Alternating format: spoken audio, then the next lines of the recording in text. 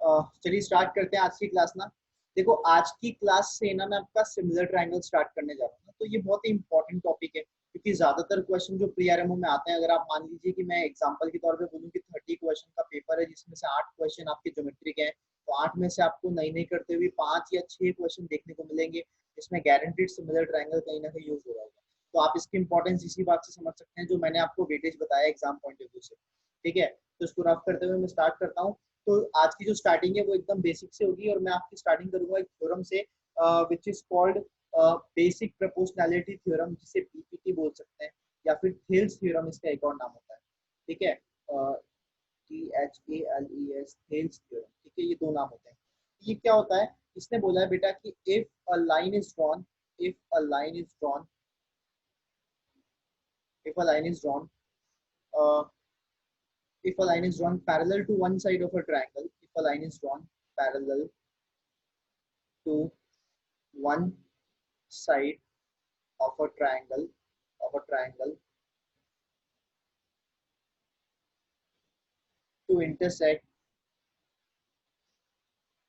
to intersect the other two sides, the other two sides on distinct points, then the other two sides are divided in the same ratio. In distinct points, distinct points, then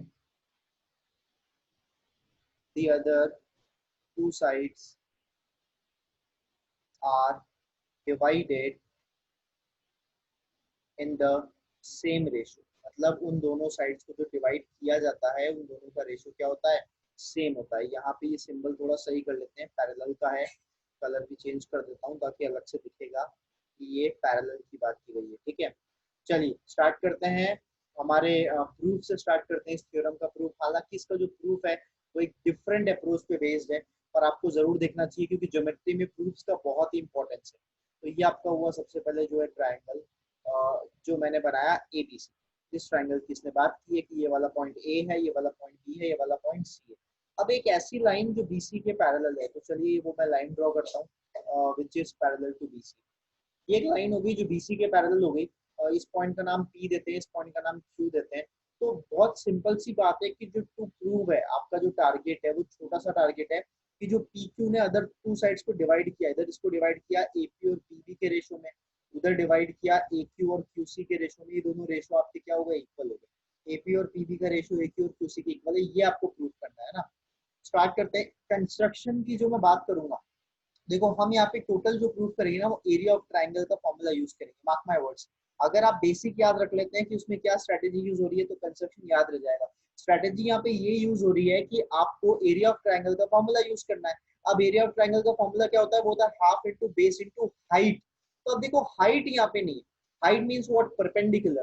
तो यही construction है कि we will draw perpendicular, P से एक perpendicular इस पर draw करूंगा, है ना, और इन अ सिमिलर वे क्यू से एक परपेंडिकुलर इस पर ड्रॉ करूंगा। तो ये तो आपके दो परपेंडिकुलर हो गए। पहले का नाम दे देते हैं अपन PM और दूसरे का नाम QN। एंड इसके साथ साथ ही मैं दो काम और करने वाला हूँ, मैं BQ को और CP को भी ज्वाइन करने वाला हूँ ना। BQ और CP, ये थोड़ा सा सही नहीं हुआ, BQ और CP, इसको डॉटेड इसलिए बनाया ताकि ऊपर और नीचे अलग अलग फील आ जाए कि यार वो परपेंडिकुलर है और ये परपेंडिकुलर नहीं, जिस ऐसे ड्रॉ किया। अब देखो इसका प्रूफ है तो बहुत ही आसान। अगर आपको AP और PB चाहिए तो वो ट्रायंगल पकड़ो जिसमें AP आ रहा हो या PB आ रहा हो। अगर AP की बात करूं तो देखो AP ये रहा, है ना, ये रहा। अब इसको तो मैं कैसे, चलिए थोड़ा सा हाईलाइट यूज करते हैं। देखिए जरा क्या हुआ, जरा ये रहा, दिखा AP, दिखा आप लोगों को AP, है ना। तो कुछ ऐसा वाला ट्रायंगल लिया मैंने AP के लिए जिसमें AP आ जाए, वो APQ है। बहुत इजी सा ट्रायंगल है APQ। तो बस आपने वो ट्रायंगल पकड़ा APQ, तो ये हो गया area of triangle APQ divide by, ऊपर तो AP चाहिए, नीचे क्या चाहिए, PB। देखो PB के लिए कौन सा ट्रायंगल पकड़ेंगे, जरा फील करो। अब देखो PB के लिए आप यहाँ पे दो ट्रायंगल पकड़ सकते हो, या तो PBC ले लो या PBQ ले लो, जो आपकी इच्छा हो वो ले लो। मैं यहाँ पे क्या लेता हूँ, PBC ले लेता हूँ। ठीक है, चलिए PBC मैं यहाँ पे लेता हूँ, एरिया ऑफ ट्रायंगल PBC। आइए स्टार्ट करते हैं। Area of triangle APQ, half के एरिया क्या होगा, half into base into height. Base लेंगे AP को क्योंकि वो आपको चाहिए। अब अगर एपी बेस है तो उस एपी पे जो परपेंडिकुलर गिरेगा वही तो आपका परपेंडिकुलर की तरह ट्रीट होगा। यहाँ पे देखो ये जो है एन क्यू, यही तो उस पे परपेंडिकुलर की तरह गिर रहा है ना। तो ये हो जाएगा half into AP into N Q, है ना। मेरे हिसाब से इतना समझ में आ रहा होगा। दूसरा है area of triangle PBC. PBC half into, देखो बेस तो वही जो आपको चाहिए, आपको क्या चाहिए पीबी। अब यार मुद्दे की बात ये है कि परपेंडिकुलर क्या होगा, क्या सर इस पे परपेंडिकुलर आप दोबारा से अलग से ड्रॉ करना पड़ेगा? नहीं, ऐसा नहीं होता बेटा। यहाँ पे क्या है, ये एक कैसा ट्राइंगल है, ये एक ऑब्ट्यूज एंगल ट्राइंगल है। देखो रफली आपको बता रहा हूँ कि जो भी आपका ये ऑब्ट्यूज एंगल ट्राइंगल होता है ना, उसमें अगर आप वर्टेक्स से परपेंडिकुलर ड्रॉ करते हैं, जैसा मैंने इस डायग्राम में कर रखा है, ये आपका ट्राइंगल के बाहर गिरता है। उसी तरीके से ये वाला जो आपका ट्राइंगल है, it's an obtuse angle triangle. तो ये जो आपकी साइड, ये जो मैं एरो बना रहा हूँ, ये N Q sorry Q N, Q N इसी पे परपेंडिकुलर है, क्योंकि ये एंगल ऑब्ट्यूज एंगल था, इसीलिए क्यू एन कहाँ पे गिरी, बाहर जाके गिरी। तो उम्मीद कर रहा हूँ इतना आपको समझ में आ गया होगा कि यहाँ पर एक्चुअली में ये जो है एक ऑब्ट्यूज एंगल ट्राइंगल है, इसीलिए इसका परपेंडिकुलर भी क्या होने वाला है, इसका परपेंडिकुलर भी क्यू एन या एन क्यू जो भी आपने नाम दिया वही होने वाला है। तो जैसे ही आप ये मार्क करोगे एन क्यू से एन क्यू कट जाएगा, हाफ से हाफ कट जाएगा, दैट इज इक्वल टू क्या हो जाएगा, एपी अपॉन पीबी। सेम वो रेशो जैसा आपको चाहिए था वही रेशो आ गया। नेक्स्ट आपको ए क्यू और क्यू सी चाहिए। उसके लिए एक बात बताओ, अगर ए क्यू चाहिए तो ये कौन सा ट्राइंगल होगा, ये ए क्यू पी हो जाएगा। और अगर क्यू सी चाहिए तो ये कौन सा ट्राइंगल हो जाएगा, ये क्यू सी बी हो जाएगा, है ना। उम्मीद कर रहा हूँ इतना समझ में आ रहा होगा। ए क्यू पी की अगर मैं बात करता हूँ, A Q P half into base तो वही जो आपको चाहिए। अगर आपको ए क्यू और क्यू सी का रेशो चाहिए, लास्ट में लिख देता हूँ, अगर आपको ए क्यू और क्यू सी का रेशो चाहिए तो ऊपर तो ए क्यू चाहिए, तो हाफ इंटू ए क्यू तो आपका बेस हो गया, और हाइट क्या हो जाएगी, पी एम हो जाएगी, हाइट आपकी पी एम हो गई। ठीक है, हाइट आपकी पी एम हो गई, यहाँ तक कोई दिक्कत नहीं है। सिमिलरली नीचे हाफ इंटू बेस तो क्यू सी चाहिए। अब फिर से फील कर लो यार कि ये जो ट्राइंगल है आपका, ये अगेन एक ऑब्ट्यूज एंगल ट्राइंगल है, तो इस पे भी परपेंडिकुलर ये वाला ही गिरेगा ट्राइंगल के बाहर जाके, है ना। तो इस पे भी यही वाला परपेंडिकुलर गिर रहा है ट्राइंगल के बाहर जाके, जिसका नाम है पी एम। तो ये यहाँ से यहाँ पे कैंसिल, ये यहाँ से यहाँ पे कैंसिल, और ये इतना गैप हमें रखना नहीं है, मैं कम कर लेता हूँ। That is equals to A Q upon Q C. अब आप देखो, अगर आपको ये इक्वेशन नंबर 1 मार्क कर दूं, ये इक्वेशन नंबर 2 मार्क कर दूं, अगर 1 और 2 का आरएचएस प्रूव करना है कि सेम है, तो एलएचएस को भी सेम प्रूव करना पड़ेगा। आप फील करो कि इसका न्यूमरेटर कैसा है, आप फील करो कि यार ये इसका न्यूमरेटर है, ये रहा देखो, इसका न्यूमरेटर और इसका न्यूमरेटर, क्या ये सेम सेम है, क्या एपीक्यू और एक्यूपी क्या सेम सेम है, सेम ट्राइंगल है। तो अगर मैंने डिनोमिनेटर को सेम प्रूव कर दिया तो मेरा काम हो जाएगा। आप फील करो कि डिनोमिनेटर है एरिया ऑफ ट्राइंगल पीबीसी, एक तरफ तो ये है और दूसरी तरफ मुझे इसको इक्वल प्रूव करना है एरिया ऑफ ट्राइंगल क्यूसी। आओ मार्क करके देखते हैं भाई, डायग्राम में मार्क कर लो। पीबीसी आपका कुछ ये वाला ट्राइंगल है जो मैंने लाइन के थ्रू बनाया है। क्यूबीसी में कलर चेंज कर लेता हूँ, वो ये वाला ट्राइंगल है जो मैं ऐसे सर्कल करके बना रहा हूँ। ठीक है, उम्मीद कर रहा हूँ लाइट कलर है पर दिख रहा होगा। तो दोनों ट्राइंगल की कुछ खास बात नजर आ रही है कि मैंने ट्राइंगल जब ये शुरू में कंस्ट्रक्शन किया तो पी क्यू को बीसी के पैरेलल गिवन दिया था क्वेश्चन। अब आप याद करो कि अगर सेम बेस पे दो दो पैरेलल लाइन के बीच में ट्राइंगल बनते हैं तो उनका एरिया इक्वल होता है। ये 9th क्लास की एनसीईआरटी में है, तो जो बच्चे 8th में हो सकता है उन्होंने शायद कभी नहीं पढ़ा हो, तो मैं उनको हिंट दे दूंगा अभी। बाकी 9th क्लास या उसके ऊपर जो 10th 11th में उन सब बच्चों ने पढ़ रखा होगा कि पी क्यू बी सी अगर पैरेलल है तो सेम बेस आपका बीसी है, सेम बेस बीसी पे और दोनों पैरेलल लाइंस के बीच बनने वाले ट्राइंगल्स का एरिया क्या होता है, इक्वल होता है। मैं यहाँ पे लिख रहा हूँ यहाँ पे कि triangles on same base and between same parallel lines have equal areas, have equal areas. तो उम्मीद कर रहा हूँ इतना आपको समझ आ रहा होगा कि उनका एरिया क्या होता है, इक्वल होता है। अब ये क्यों होता है, ये है, अब देखो दोनों का बेस बीसी है, दोनों का बेस बीसी, और अगर दोनों के लिए मैं क्यू से या पी से परपेंडिकुलर ड्रॉ करूंगा तो आपको पता होगा कि सेम पैरेलल लाइन के बीच परपेंडिकुलर लेंथ इक्वल होती है। तो ये जो परपेंडिकुलर पी से ड्रॉ किया, जो परपेंडिकुलर क्यू से ड्रॉ किया, दोनों सेम होगा। मतलब पी पी डैश और Q Q dash, P P dash is equal to Q Q dash. तो बेस भी सेम है, हाइट भी सेम है, तो एरिया भी सेम होगा।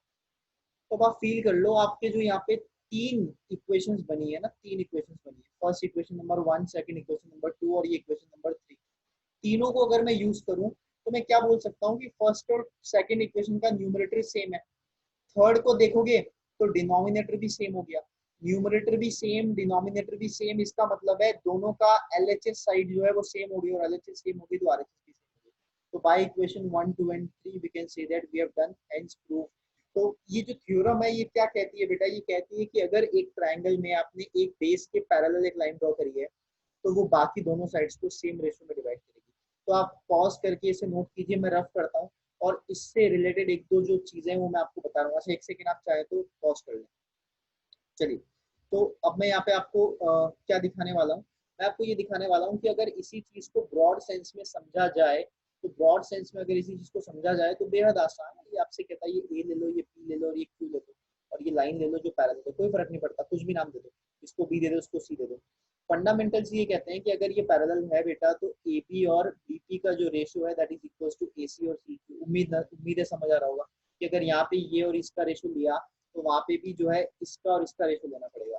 ठीक है, नेक्स्ट है कि अगर मैं इधर लेता हूँ एपी अपॉन एपी, अब आप फील करना अगर मैंने एक बार पूरा एपी लिया फिर ये हाफ ए बी लिया, मैं थोड़ा सा मार्क ज्यादा कर रहा हूँ, तो इस तरफ भी एपी पूरा लिया तो ए क्यू लेना पड़ेगा और उस तरफ अगर ए बी लिया तो ए सी लेना पड़ेगा। इन अ सिमिलर वे अगर A B upon A P है तो उसी तरीके से ए सी अपॉन ए क्यू होगा।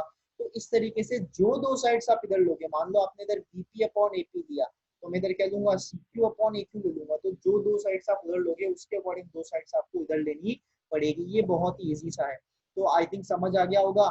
पॉज करके नोट कर लीजिए, मैं आगे बढ़ता हूँ नेक्स्ट मेरी जो थ्योरम है उसके ऊपर। शुरू में दो तीन थ्योरम चलेगी। नेक्स्ट है इसका कन्वर्ज है, कन्वर्ज ऑफ बीपीटी। कन्वर्ज क्या होता है, देखो कन्वर्ज मतलब उल्टा स्टेटमेंट, ये कुछ उल्टा बोलेगा। ये क्या बोलेगा, कन्वर्ज ऑफ बीपीटी क्या बोलेगा, उसने क्या बोला था, if a line is drawn parallel then the ratio will be equal. अब ये क्या बोलेगा कि if a line divides two sides of a triangle in same ratio, in same ratio, कि अगर ये दो साइड्स को सेम रेशियो में डिवाइड करती है then it will be parallel to the third side. ये पैरेलल का सिंबल बनाता हूं मैं, टू द थर्ड साइड। चलिए, डायग्राम से आपको बेहद इजीली समझ में आएगा, डायग्राम अगर मैं बना दूंगा तो बेहद इजीली समझ में आएगा। यार ये ट्रायंगल है, ये ट्रायंगल के अंदर ये वाला पॉइंट ए है, ये वाला पॉइंट बी है, ये वाला पॉइंट सी है और ये जो है लाइन आपकी ऐसी लाइन है जो सेम रेशियो में डिवाइड कर रही है, इस बार रेशियो डिवाइड कर रही है सेम। तो ये गिवन वाली बात है कि इस बार इसने गिवन क्या दे दिया इसलिए कन्वर्ज होता है, उल्टा हो गया ना उसका।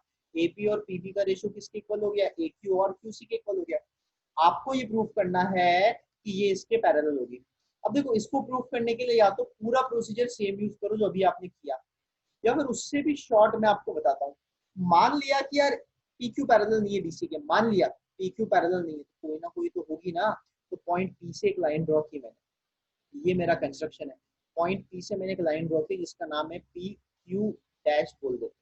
तो मैंने ड्रॉ किया, draw P Q dash parallel to B C. भाई पी क्यू पैरेलल नहीं है तो एक पॉइंट से कोई ना कोई तो पैरेलल होगी सही, ये पैरेलल हो गई। अब जैसे ही ये पैरेलल होगी मैंने लगा दिया बाय बीपीटी, जो अभी अभी मैंने आपको पढ़ाई थी बेसिक प्रोपोर्शनैलिटी थ्योरम, कि अगर एक साइड के पैरेलल अगर आपने लाइन ड्रॉ करी है तो it will divide the other two side in the same ratio. मतलब ये अगर पी ने उधर एपी और पीबी में डिवाइड किया, क्यू डैश ने इधर ए क्यू डैश और क्यू डैश सी में डिवाइड किया, तो ये दोनों क्या हो जाएंगे, इक्वल हो जाएंगे। उम्मीद कर रहा हूँ ये समझ में आया होगा। तो फर्स्ट आपको गिवन था, सेकंड आपने डिड्यूस किया, तो बाय 1 एंड 2 हम सिंपली बोल सकते हैं कि दोनों का लेफ्ट हैंड साइड सेम है तो राइट हैंड साइड भी सेम होगा, A Q by Q C that is equals to A Q dash by Q dash. अब आप दोनों तरफ 1 1 ऐड कर दो। यहाँ तक मैं उम्मीद कर रहा हूँ आपको कोई दिक्कत नहीं होगी। अगर आपने 1 1 ऐड कर दिया तो क्यूसी ऊपर चल जाएगा, it will become QC plus A Q. Diagram में देखो क्यूसी प्लस ए क्यू कितना हो जाएगा, ए सी हो जाएगा। यहाँ पे एलसीएम क्यू डैश सी है, ऊपर देखो ए क्यू डैश प्लस क्या बनेगा, क्यू डैश सी। अगेन आप डायग्राम में देखोगे ये भी ए सी हो जाएगा, ए सी से क्या कट गया, ए सी कट गया। Therefore Q C is equals to Q dash C. उसको इधर सब्ट्रैक्शन में ले लो, Q C minus Q dash C बराबर जीरो। डायग्राम में देखो क्यू सी में से क्यू डैश सी सब्ट्रैक्ट कर दोगे तो क्यू क्यू डैश बराबर क्या हो जाएगा, जीरो हो जाएगा।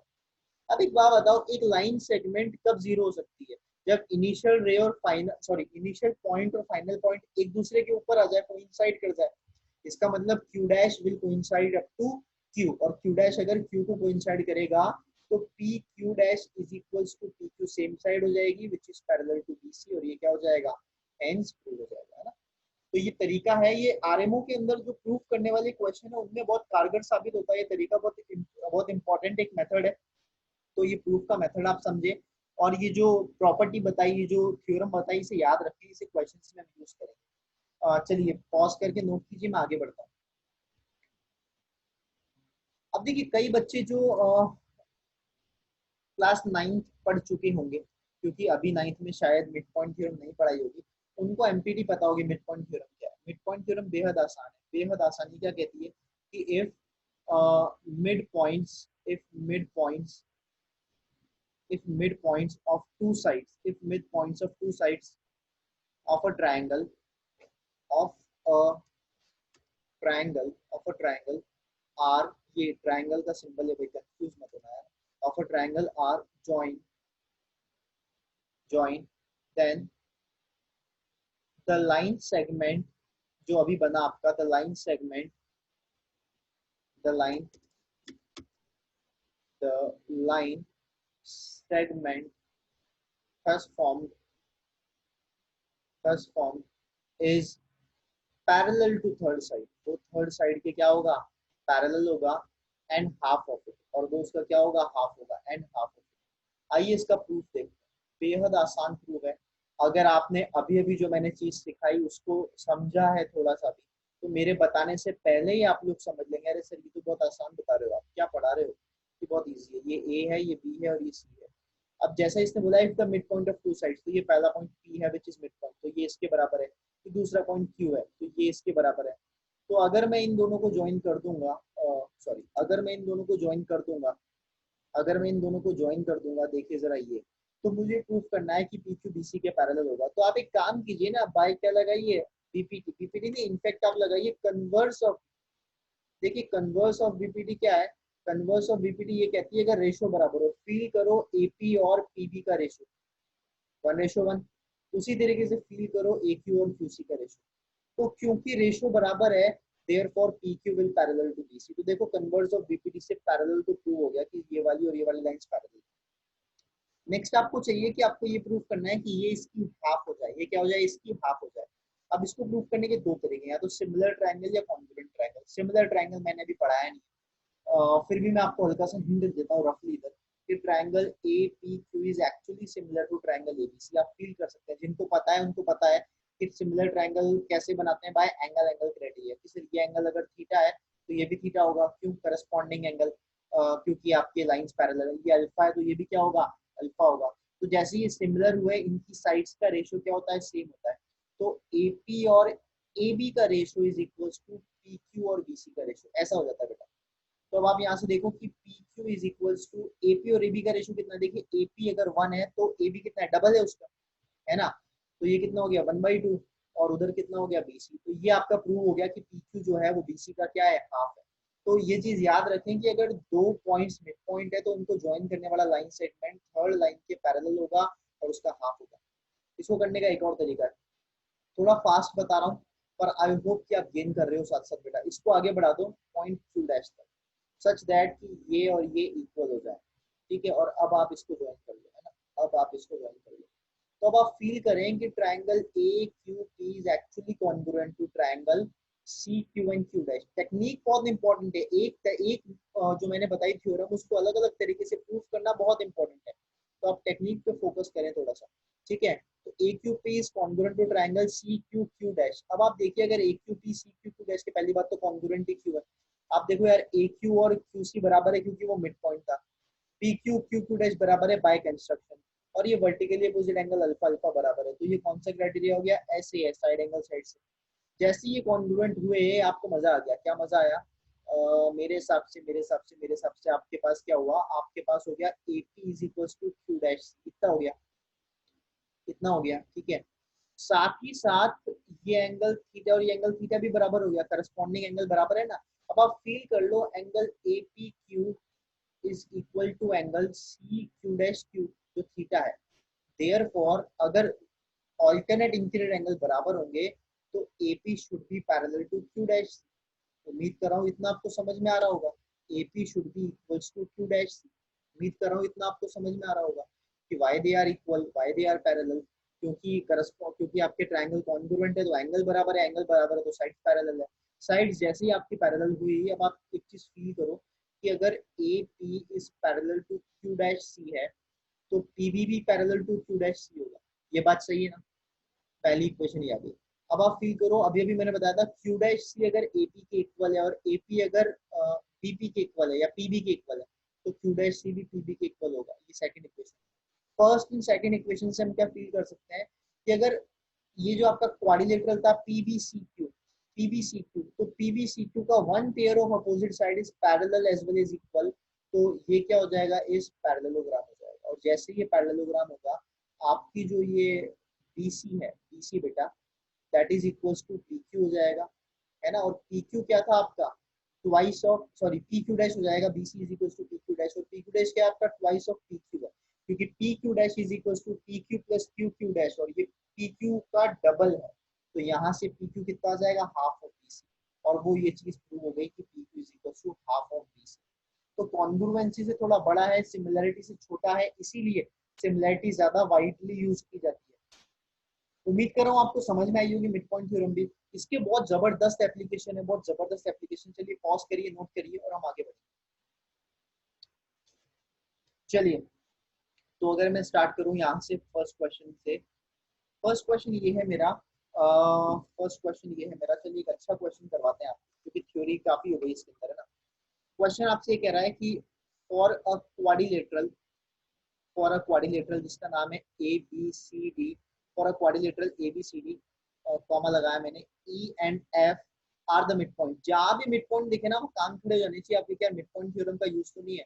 Are the mid points of AB and BC, AB and BC respectively। आगे आपको क्या बोल रहा है बेटा, DE and CF, DE and sorry DF not CF, DE and DF। So DE and DF intersect, D and DF intersect the diagonals,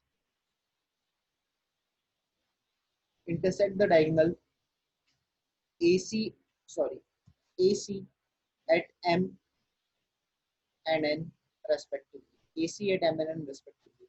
So DE and DF intersect the diagonal AC at M and N respectively।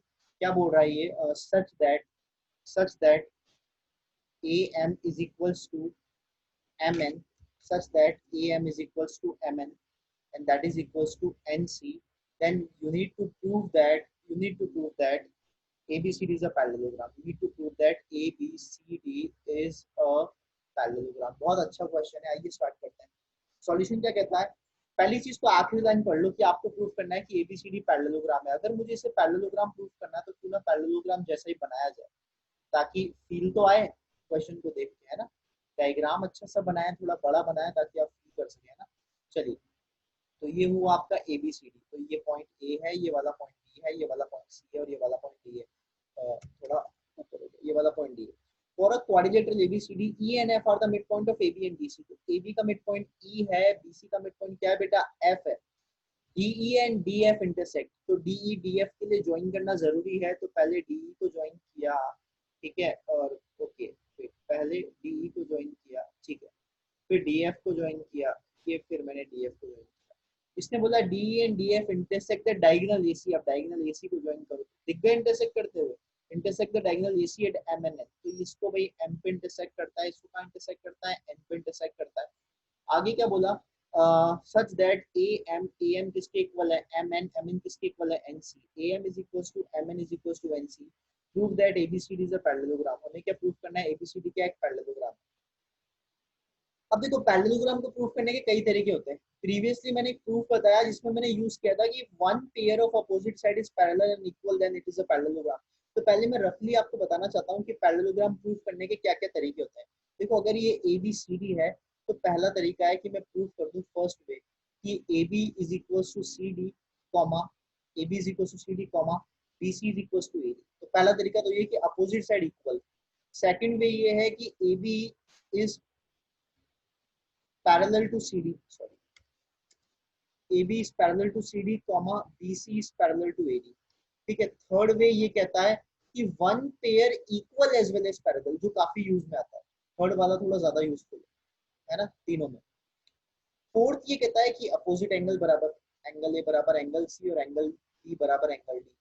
और अगला fifth क्या कहता है कि अगर आपने इनके diagonals draw किए ना, दे विल जस्ट बाइसेक्ट, एक दूसरे को दो इक्वल पार्ट में डिवाइड कर देंगे, कि AO is equals to OC हो जाए और BO यानी कि OB is equals to OD हो जाए। Third and fifth they are most important. Fifth तो काफी काम का है, थर्ड भी काफी काम का है, ये है दोनों जो काफी इंपॉर्टेंट है। चलिए, उम्मीद कर रहा हूँ ये समझ में आ गया होगा आपको। पॉज करके इसको नोट कर सकते हैं, मैं रफ करूंगा और मैं क्वेश्चन पे मूव करूंगा, है ना। मैं आपसे कहता हूँ नोट करो, नोट करना बहुत जरूरी है यार, नोट्स बहुत जरूरी है। मैं जानता हूँ कई बच्चों को जो वीडियोस को एज अ टीवी शो की तरह देखते हैं, मतलब बैठ जाएंगे कंप्यूटर स्क्रीन या मोबाइल के सामने, देखते रहेंगे, नोट्स नहीं बनाएंगे। वो अपना टाइम भी वेस्ट कर रहे हैं, अपनी एफिशिएंसी भी वेस्ट कर रहे हैं, और अपने फ्यूचर के साथ भी खिलवाड़ कर रहे हैं अगर ऐसा कर रहे हैं। इट इज़ वेरी इंपॉर्टेंट कि आप प्रॉपर नोट्स बनाएं और आप उसे रिवाइज करें। Proper notes are very very important, चीज़ों को रिवाइज करना बहुत ज़्यादा ज़रूरी है।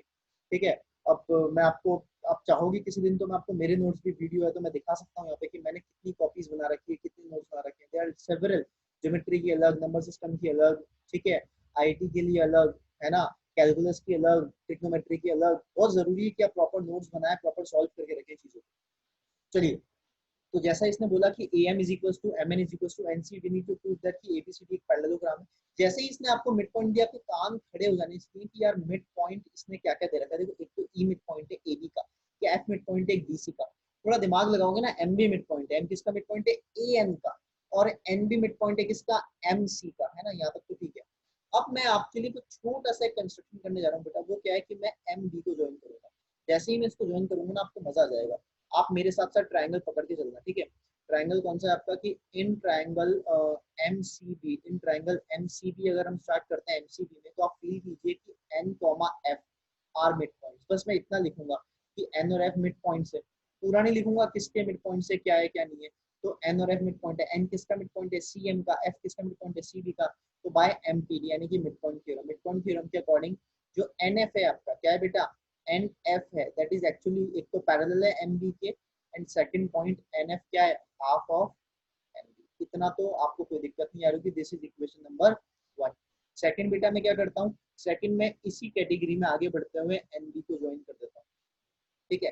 अच्छा, मैं मार्क भी कर देता हूँ। एक बात बताओ कि अगर यार ये NF पैरेलल है, इसके पैरेलल है, ठीक है, इसके, तो इस NF को आगे बढ़ा के DN भी किया जा सकता है ना, DN भी किया जा सकता है। उम्मीद कर रहा हूँ यहाँ तक कोई दिक्कत नहीं होगी। और मैं इसको लिख भी देता हूँ कि NF अगर MB के पैरेलल है, तो DNB आपका किसके पैरेलल होगा, MB के पैरेलल होगा। ये ज्यादा इंपॉर्टेंट है। आगे बढ़ते हैं। दूसरा ट्राइंगल के लिए मैंने दूसरी चीज ज्वाइन कर रखी है। मैंने इस बार ज्वाइन किया, क्या ज्वाइन किया, NB ज्वाइन किया। आप पकड़ो, आप इन ट्राइंगल ANB, आपने ANB को देख लिया होगा, आई होप देख लिया होगा। नहीं देखा तो मैं एक बार डार्क करता हूँ, ये रहा वो ANB यार, दिख गया ANB, तो मैंने डार्क किया। M और E आपके मिड पॉइंट है, M और E अगर आपके मिड पॉइंट है, तो again by MPT, mid point theorem. Mid point theorem कहाँ लगेगी, M, E are mid point, mid points, ये आपके मिड पॉइंट्स है, ये आपके मिड पॉइंट्स है। तो अगेन अगर हम मिड पॉइंट थ्योरम लगाते हैं, तो ये जो हुआ ME, that is actually parallel से ही काम हो जाएगा मेरा। ME parallel to NB, half तो होगी सही, मुझे रिक्वायरमेंट नहीं है। अच्छा, अगर ME पैरेलल है, मैं कलर चेंज करता हूँ, अगर ME पैरेलल है तो आगे बढ़ाएं अगर इसको, तो ये DM जो बनेगा ये भी NB के पैरेलल होगा, ठीक है। तो ये मेरे पास आया कि DM is parallel to NB।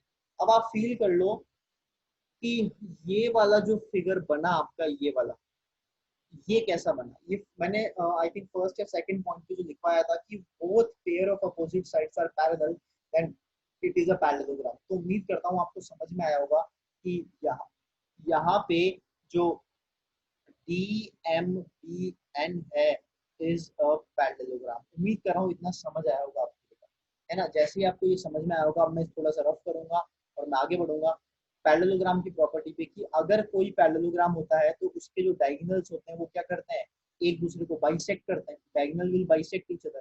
तो मान लिया कि इसके दोनों डायगोनल O पे मीट करते हैं, तो यहाँ से मेरे पास ये आ गया कि यार ये OM जो है ये ON के इक्वल है, OM is equals to ON है।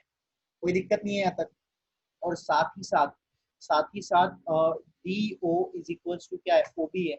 तो DO is equals to OB हो गया और OM इज इक्वल्स टू कितना हो गया, ON हो गया। अब एक काम करो, OM is equals to ON है, दोनों तरफ आप ये एक तरफ AM ऐड कर दो, एक तरफ NC ऐड कर दो, दोनों की वैल्यू सेम है तो सेम सेम क्वांटिटी ऐड करने पर कोई डिफरेंस नहीं आता है, कोई प्रॉब्लम क्रिएट नहीं होती है ना। तो एक तरफ तो मैंने OM प्लस AM कर दिया, एक तरफ मैं ON में क्या ऐड कर दूंगा, मैं NC ऐड कर दूंगा, तो OM प्लस AM क्या होगा, दैट विल बिकम OA, और उस तरफ क्या बन जाएगा, OC। तो आप यहाँ पे देखो, एक तरफ आपके पास क्रिएट हुआ AO is equals to OC, और एक तरफ आपके पास था DO is equals to OB। अगर आप दोनों को कंबाइन कर दोगे कि DO is equals to OB हो गया और AO is equals to OC हो गया, इट मींस क्या हो गया, और diagonals are bisecting each other, खेल खत्म। देखो बड़े वाला जो पैरेललोग्राम जिसको प्रूव करना था उसके डायगोनल्स बाइसेक्ट कर रहे हैं, therefore ABCD is a parallelogram. तो जैसा मैंने आपसे बोला था कि क्वेश्चन बड़ा अच्छा है, क्वेश्चन बहुत यूजफुल है, वही चीज आपके सामने यहाँ पर आई है कि इसको हमने क्या प्रूव कर दिया, पैरेललोग्राम प्रूव कर दिया।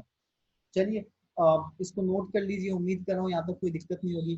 तो इस वाले वीडियो में इतना ही, आगे और वीडियो लेकर आऊंगा और चीजें आपको प्रूव करवाऊंगा, ठीक है। चलिए प्रैक्टिस करते रहिए, that is the most important thing कि प्रैक्टिस आप लगातार करते रहे।